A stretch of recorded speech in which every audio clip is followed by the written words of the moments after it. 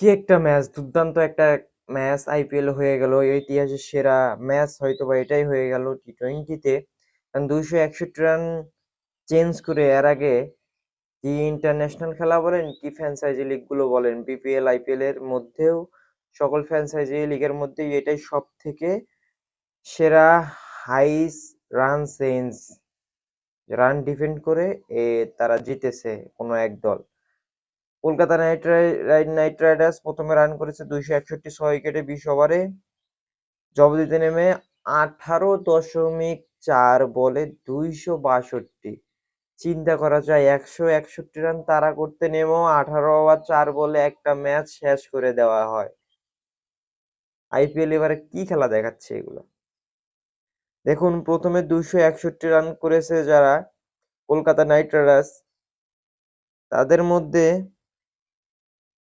আছে 75 রানের ইনিংস আছে সুনীল নারায়ণ 71, ভেঙ্কটেশ আয়ার 39, আন্দ্রে রাসেল 12 বলে 24 করেছেন, শ্রেয়াস আয়ার 10 বলে 28, 4 বলে 5, 3 বলে 6।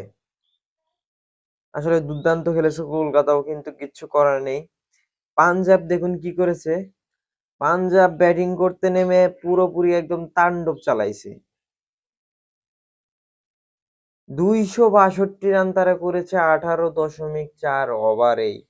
ম্যাচটা তারা জিতে নিয়েছে, যেখানে 20 বলে 54 জনি বেয়ারস্টর, 48 বলে 108 রাইলি রুসো, 16 বলে 26,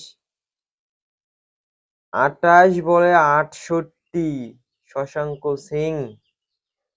হ্যাঁ, যে শশাঙ্ক সিংকে তারা ভুল করে নিয়েছিল, পরে তারা দাবি করেছিল যে তারা অন্য এক শশাঙ্ক সিংকে তারা নিতে চাইছিল, কিন্তু ভুলে তাকে দলে নিয়ে ফেলেছে। সেই ভুলে নেওয়া প্লেয়ারটাই ম্যাচ জিতিয়ে দিতেছে। পরপর দুটি ম্যাচ তিনি জিতিয়ে দিলেন পাঞ্জাব কিংসে। দুর্দান্ত খেলেছে, এক অসাধারণ অসাধারণ।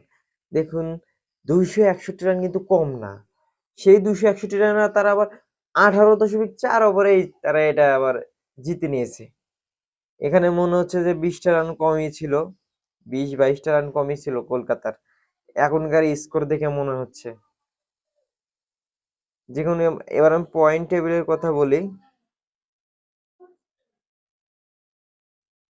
রাজস্থান রয়্যালস 8 ম্যাচে 7 জয়ে তাদের স্থান 1 নম্বরে রয়েছে, তাদের পয়েন্ট 14।